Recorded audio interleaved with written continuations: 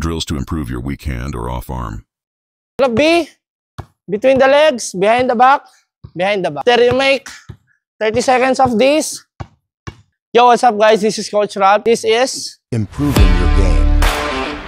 Day number 13. Sa ating day number 13, tuturuan ko kayo kung paano i-improve yung off hand nyo or yung weak hand nyo. So ano ba yung off arm or yung weak hand? Like for example, kayo ay right hand, ang off arm nyo is your left hand, no? So paano improve yung ating off arm, no? So gawin nyo itong mga progression drill na to, no? So yung first na gagawin natin is a figure of B lang, no? So figure of B, 30 seconds. After natin mga figure of B, ang next progression naman natin, figure of B, then between the legs, no? So, lahat to same arm lang. Figure of B, then between the legs. Figure of B, between the legs. So 30 seconds pa rin to. After natin mga 30 seconds, ang next progression naman natin mga ka-bowlers ha. Figure of B between the legs, then double behind the back. So figure of B, then between the legs, behind the back, no? So you have to use your right arm. Okay?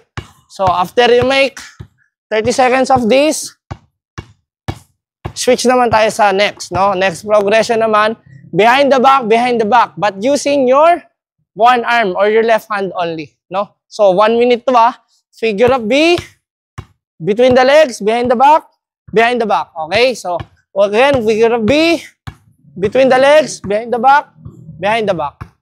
Figure of B, between the legs, behind the back. And then after naman, ang last progression naman natin mga ka-bowlers, tatlong behind the back naman. Okay? Figure of B, between the legs, behind the back. So last progression na to mga ka-bowlers ha. And then after nyo magawa yun mga ka-bowlers, ang next naman natin, between the legs lang, but using our left arm only. So paano siya? Yan. Ganito. No? 30 seconds. Then, after you make 30 seconds of those, ang last drill naman natin mga ka-bowlers is a single arm na speed dribble. So, ganito siya.